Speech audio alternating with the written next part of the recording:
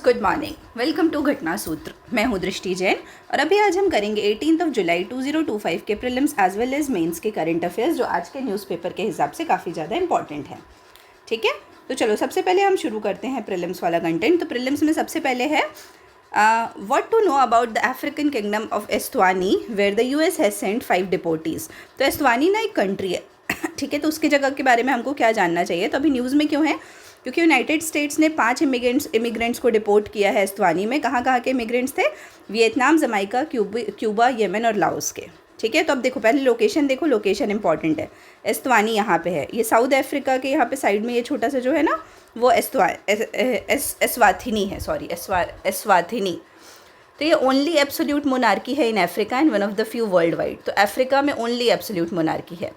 ठीक है, अब यहाँ के किंग वगैरह का नाम याद नहीं रखना है, बस यदि आप इतना ही याद रख लेंगे only absolute monarchy in Africa तो काफ़ी है। तो अब एब्सोल्यूट मोनार्की क्या होती है? एक ऐसा form of government where a single ruler, usually a king और queen, hold supreme and unchecked power. जो अपन बोलते हैं ना, पहले के टाइम में किंग क्वीन वाला रूल चलता था वो। ठीक है, फिर अब इसके बारे में हमको और कुछ नहीं जानना है, इतना सफिशिएंट है इसके लिए। नेक्स्ट टॉपिक हम देखते हैं, how scientist detected a colossal merger of black holes. तो अब ब्लैक होल्स देखो, ब्लैक होल्स ना काफ़ी ज़्यादा इंपॉर्टेंट है, ये बहुत बार पूछा जा चुका है। तो न्यूज़ क्या है कि साइंटिस्ट ने अभी ऑब्जर्व किया है gravitational waves resulting from the merger. अब ग्रेविटेशनल वेव उनको दिखी है, किस कारण से दिखी है? Due to the merger of 2 colossal black holes. तो ब्लैक होल्स के मर्जर के कारण। Among the biggest such events ever recorded. ठीक है, तो ये किसको कंफर्म करती है? आइंस्टाइन की जनरल थ्योरी ऑफ रिलेटिविटी। देखो इसमें ना थोड़ा कन्फ्यूजन होता है, पूछता है कि जनरल थ्योरी ऑफ रिलेटिविटी या स्पेशल थ्योरी ऑफ रिलेटिविटी। तो ये किसको वो करता है, वेरीफाई करता है? General theory of relativity. और जनरल थ्योरी ऑफ रिलेटिविटी को क्या है, वो जो अपन बोलते हैं ना, E is equal to mc², that is general theory of relativity. Energy is equal to mass into speed of light का square. The findings were made using detectors of laser interferometer gravitational wave observatory in the USA. जो तो LIGO अपन बोलते हैं ना, LIGO observatory USA में, उसने इसको verify किया। अब की हाइलाइट्स देखते हैं। तो ग्रेविटेशनल वेव्स कब पहली बार डिटेक्ट की गई थी? 2015 में, 100 years after the Einstein's prediction in 1915।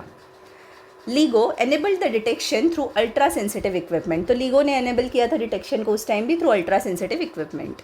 In this recent detection, black holes were around 225 times and 80 times the mass of sun। तो black holes कितने बड़े थे?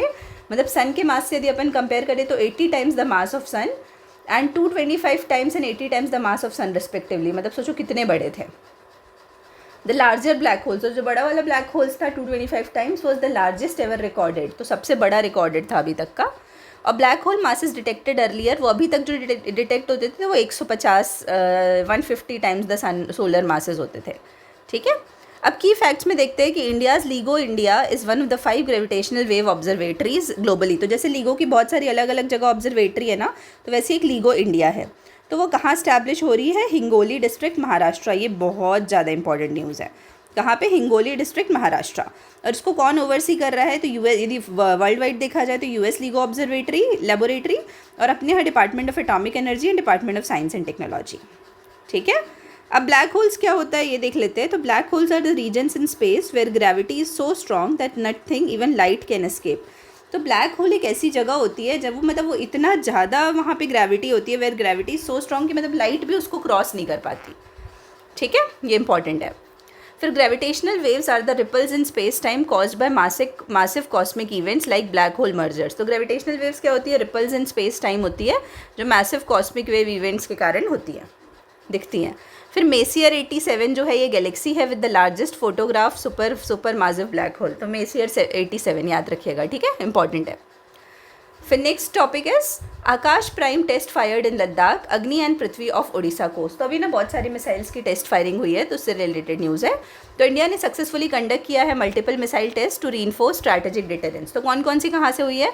तो आकाश प्राइम जो मिसाइल है उसको लद्दाख से टेस्ट फायर किया गया है। बाकी जो nuclear capable short range ballistic missile है, जैसे अग्नि 1 और पृथ्वी 2, इनको चांदीपुर जो अपना इंटीग्रेटेड टेस्ट रेंज है ना, वहाँ से टेस्ट फायरिंग की गई है।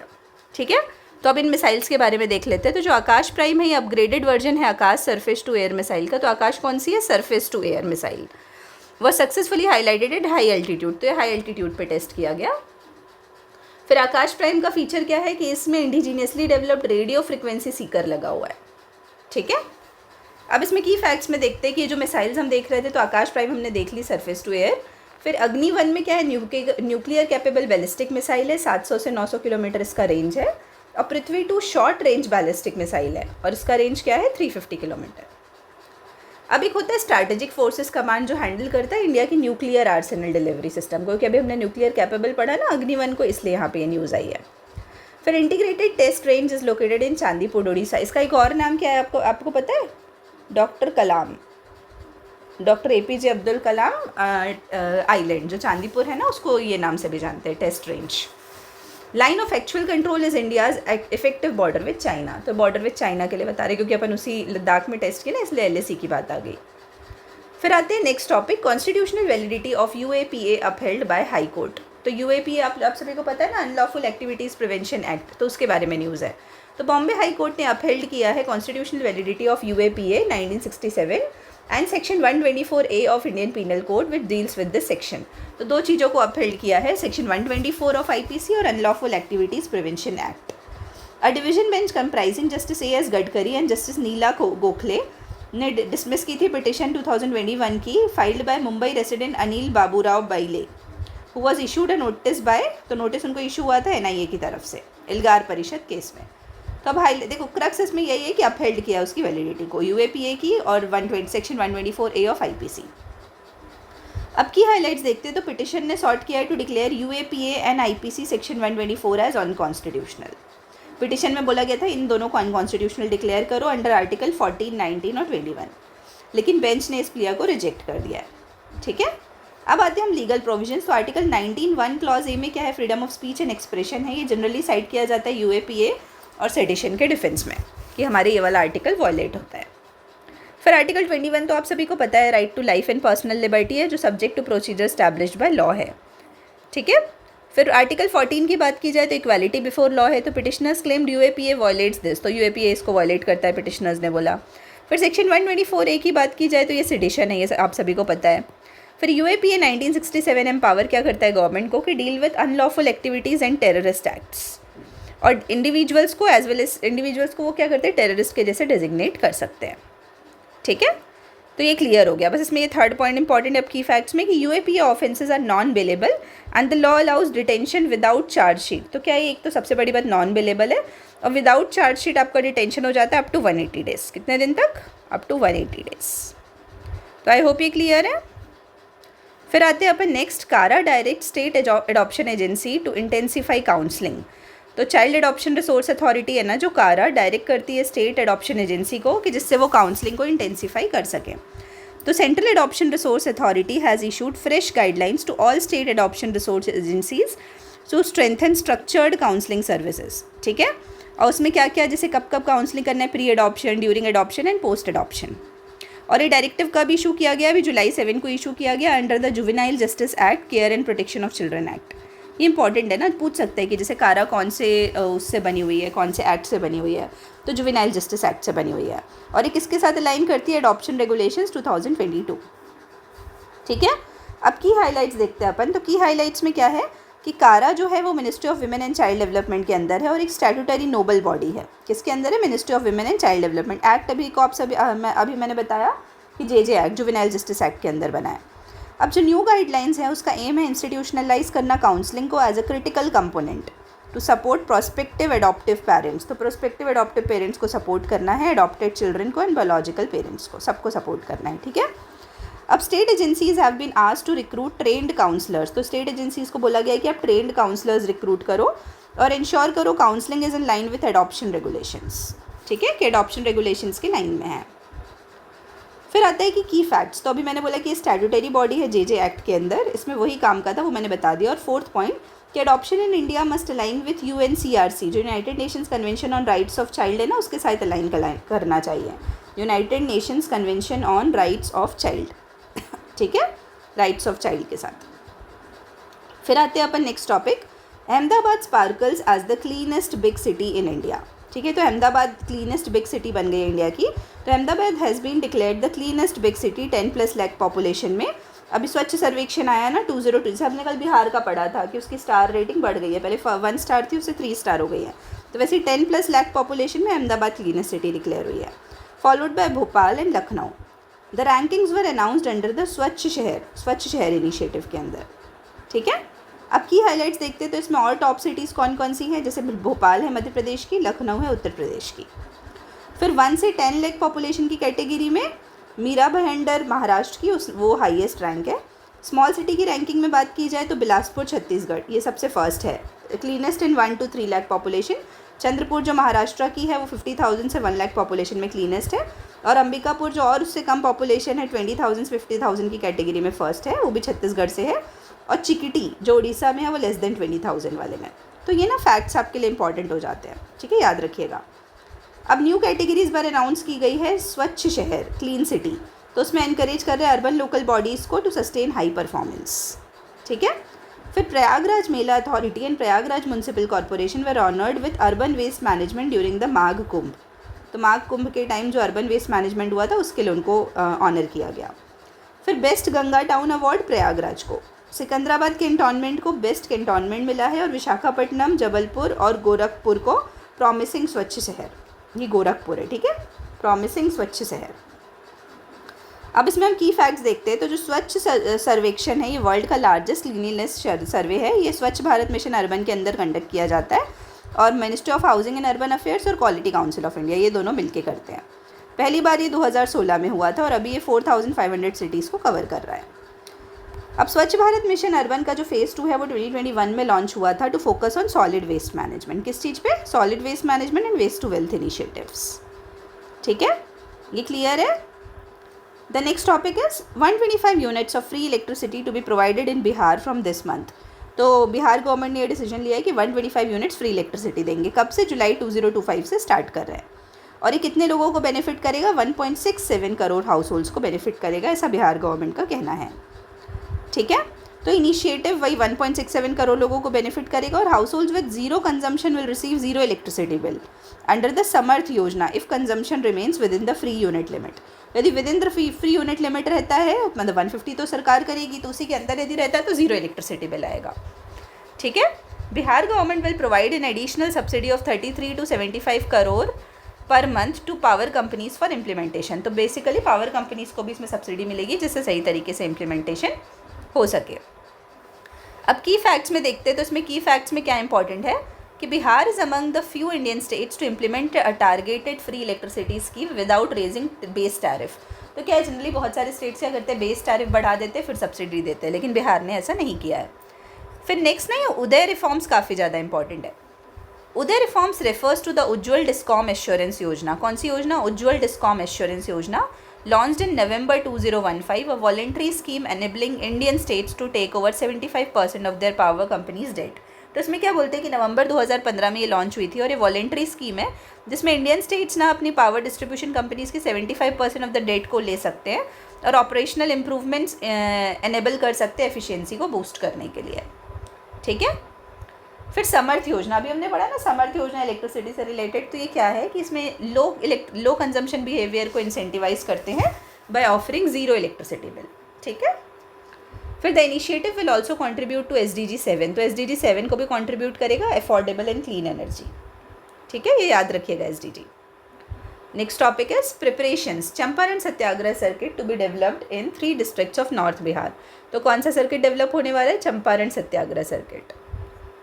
तो government of Bihar is preparing to establish Champaran Satyagraha circuit. कौन कौन से डिस्ट्रिक्ट में? डिस्ट्रिक्ट याद रखिएगा, मुजफ्फरपुर, ईस्ट चंपारण और वेस्ट चंपारण, ये 3 डिस्ट्रिक्ट्स में, मुजफ्फरपुर, ईस्ट चंपारण और वेस्ट चंपारण।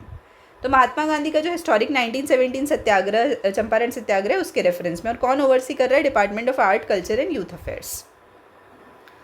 ठीक है, अब आते हैं कि हिस्टोरिकल प्लेसेस इसमें क्या क्या इंक्लूड होंगी। तो गांधी आश्रम जो भीतीवाड़ा में है वेस्ट चंपारण में, श्री कृष्णा सिंह रेसिडेंस जो मुजफ्फरपुर में है, फिर राजकुमार शुक्लास, क्योंकि ये बहुत इंपॉर्टेंट रोल प्ले किया था ना, इन्हें गांधी जी को लेके आया था चंपारण तक, जो वेस्ट चंपारण में है। और अदर नोटेबल सत्याग्रह वेन्यूज़ जो ईस्ट चंपारण में और भी है, वो भी डेवलप किए जाएंगे। ठीक है, अब अपन आगे आते हैं नेक्स्ट टॉपिक में। DGFT showcases trade connect e platform to empower Indian exporters. तो DGFT क्या है? Directorate general of foreign trade. ये किसके अंदर आता है? मिनिस्ट्री ऑफ कॉमर्स के अंदर। तो उसने क्या शोकेस किया है? ट्रेड कनेक्ट ई प्लेटफॉर्म, जिससे इंडियन एक्सपोर्टर्स एम्पावर हो सके। ठीक है, तो अभी जो ये किस में वो हुआ है, the 71st India international garment fair लगा था 1 जुलाई 2025 से 16 तक टॉय बिज इंटरनेशनल B2B एक्सपो में 4 से 7 जुलाई तक। बेसिकली ये याद रखना है कि किसने किया है, तो DGFT under ministry of commerce and industry, trade connect. तो जो IIGF है, जो इंडिया इंटरनेशनल गारमेंट फेयर है, वो यशोभूमि जो अपना कन्वेंशन सेंटर बना है ना दिल्ली में द्वारका के पास, वहाँ पे लगा था। और इसको इनॉग्रेट किया था Pabitra Margherita, minister of state for textiles ने, ठीक है। और यहाँ पे बहुत सारे एग्जीबिशंस लगे थे, एग्जीबिटर्स आए थे, बस इसमें इतना ही काम का है। की फैक्ट्स में आते हैं कि जो ट्रेड कनेक्ट है वो DGFT का इनिशिएटिव है। ये अपडेट करता है डाटा को टैरिफ्स में, सर्टिफिकेशन में, ई-कॉमर्स में और इंटरनेशनल बायर्स से रिलेटेड, ठीक है। तो आई होप, और ये मल्टीलिंगुअल में है, मल्टीलिंगुअल मतलब अलग अलग लैंग्वेजेस में ट्रेनिंग कोर्सेज प्रोवाइड करता है एक्सपोर्ट MSME को एक्सपोर्ट्स वगैरह से रिलेटेड। तो आई होप ये क्लियर है। अब हम आएंगे मेंस वाले टॉपिक में। तो यहाँ पे हम मेंस वाले टॉपिक में सबसे पहले पढ़ेंगे, सबसे पहला topic when every question counts. तो बेसिकली ये जो आर्टिकल है ना क्वेश्चन आर के ऊपर है। मैं आप सभी को इसका क्रक्स बता देती हूँ जो मैंने लिखा है कि क्वेश्चन आर के ऊपर है ये आर्टिकल। हम सबसे पहले देखेंगे क्वेश्चन आर होता क्या है, और अभी ये जो मानसून सेशन आने वाला है तो उसमें क्या क्वेश्चन पूछे जाएंगे, इस रेफरेंस में ये आर्टिकल है, और रिलेवेंस क्या है और सजेशंस क्या है इसके, कि क्वेश्चन आर के हम सिग्निफिकेंस को कैसे और बढ़ा सकते हैं, ठीक है।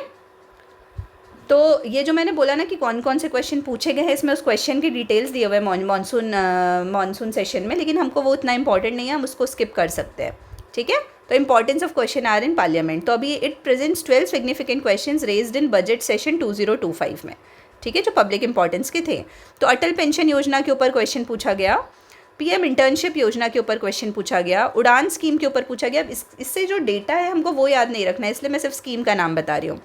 समग्र शिक्षा विद रेफरेंस टू एजुकेशन, फिर वैकेंसीज इन केंद्रीय विद्यालय के रेफरेंस में पूछा गया कितनी वैकेंसी क्यों है, मैनुअल स्केवेंजिंग पे पूछा गया, साइबर अटैक पे पूछा गया, डिजिटल फ्रॉड्स पे पूछा गया, उसके बाद PM कुसुम पे पूछा गया, लोन राइट ऑफ्स पे पूछा गया, और माल नरिशमेंट पे, एंड लास्ट इनडेटेडनेस ऑफ फार्मर्स पे पूछा गया। तो क्या है, देखो बेसिकली ये तो क्वेश्चंस पूछे गए, अपन को इसमें ये पता होना चाहिए कि क्वेश्चन आर होता क्या है। तो क्वेश्चन आर क्या होता है, जैसे जो भी सिटिंग होती है पार्लियामेंट की, तो उसमें रोज़ ना 1 आवर दिया जाता है क्वेश्चन आर के लिए, शुरू का स्टार्टिंग, ठीक है। स्टार्टिंग के जो 1 आवर है वो क्वेश्चन आर होता है, जिसमें मेंबर्स क्वेश्चन पूछ सकते हैं। अब क्या है, इसको ना अपन को इम्प्रूव कैसे करना है, इसके सिग्निफिकेंस को कि हमको स्ट्रेंथन करना है क्वेश्चन आर को as a democratic mechanism for transparency and accountability. Follow up actions लाना है on data and concerns raised in parliament, real time data publishing और रिस्पॉन्सिव पॉलिसी मेकिंग को एनकरेज करना है, और इंक्लूसिव स्कीम्स लाना है। तो इससे क्या है, क्वेश्चन आर का सिग्निफिकेंस और ज़्यादा बढ़ पाएगा। बेसिकली इसमें ना अपोजिशन का रोल भी स्ट्रेंथन होना चाहिए, तब ये काफ़ी अच्छे से काम कर पाएगा, ठीक है। तो ये क्लियर है, इसमें ज़्यादा और कुछ इंपॉर्टेंस का नहीं था, सिर्फ क्वेश्चन आर जानना था क्या होता है। अब next article is a better terror fight with JNK police under state reigns. तो बेसिकली देखो इसमें क्रक्स यही है ये वाले आर्टिकल का कि हमको टेररिज्म के बारे में जानना है, जम्मू एंड कश्मीर में टेररिज्म, और उसके रेफरेंस में कि वहाँ की पुलिस का क्या रोल है इसको इरेडिकेट करने में। तो 16 जून 2025 को जो लेफ्टिनेंट गवर्नर है जम्मू कश्मीर के मनोज सिन्हा जी, उन्होंने एम्फेसाइज किया था इरेडिकेट करना है कि टेररिज्म को, और हाईलाइट किया था जम्मू एंड कश्मीर पुलिस का रोल, और बोला था कि क्या क्या इंपॉर्टेंट है, टेक्नोलॉजी, लोकल इंटेलिजेंस, इंटरेजेंसी कोऑपरेशन, ठीक है। तो रोल ऑफ लोकल पुलिस क्या है एंटी टेरर ऑपरेशन में, कि ये बेटर इक्विप्ड है वहाँ की लोकल फेमिलियरिटी से, वहाँ के लोगों से, वहाँ के टेरेन से। तो पहलगाम अटैक में क्या है, जो ह्यूमन इंटेलिजेंस है, lack of human intelligence cited in Pahalgam attack, तो वहाँ पे क्या बोला गया था कि ह्यूमन इंटेलिजेंस की कमी थी। फिर इंटेलिजेंस एडवांटेज, तो जम्मू एंड कश्मीर को पुलिस को क्या है, वहाँ के टेरेन का एडवांटेज है, डेमोग्राफी का नॉलेज है, वही जो मैंने पॉपुलेशन, लोगो और टेरेन का बोला। फिर need for democratic command structure, तो इनको क्या है, इलेक्टेड स्टेट गवर्नमेंट के, Jammu and Kashmir police should be brought under control of elected state government, ऐसा वहाँ के एक्सपर्ट्स बोलते हैं, ठीक है। फिर कम्युनिटी पुलिस एंगेजमेंट होना चाहिए, तो वो तो एसेंशियल है ही। फिर importance of elections and local governance, तो यदि जब लोग असेंबली इलेक्शंस होते हैं जम्मू एंड कश्मीर में, तो वो इंपॉर्टेंट हो जाते हैं रिस्टोर करने के लिए वहाँ की पुलिसिंग को, और ये ब्रिज करते हैं वहाँ के ट्रस्ट गैप को जो लोगों के बीच में और पुलिस के बीच में है ना वो। तो अब इसके लिए हमको करना क्या चाहिए, कि हमको टाइमली असेंबली इलेक्शंस करना चाहिए, पब्लिक ट्रस्ट बिल्ड करना चाहिए थ्रू कम्युनिटी पुलिसिंग, एक हाइब्रिड काउंटर टेरर अप्रोच लाना चाहिए, और एम्पावर करना चाहिए JNK पुलिस को with advance technology, human intelligence training, और इलेक्टेड लोकल बॉडीज़ को होलिस्टिक इंटरनल सिक्योरिटी पे ध्यान देना चाहिए। तो आई होप ये दोनों आर्टिकल क्लियर होंगे आपको। अपन शाम को मिलेंगे इससे रिलेटेड करंट अफेयर्स को लेके, तो तब तक आप लोग इन सब चीज़ों को अच्छे से रिवाइज करते रहो और जो भी इम्पॉर्टेंट पॉइंट है उसको याद करते रहो और जो हमने प्रीवियसली भी चीज़ें पढ़ी है उसको भी याद करते रहा करो। ठीक है, तब तक के लिए आप सभी को बहुत बहुत धन्यवाद and all the very best.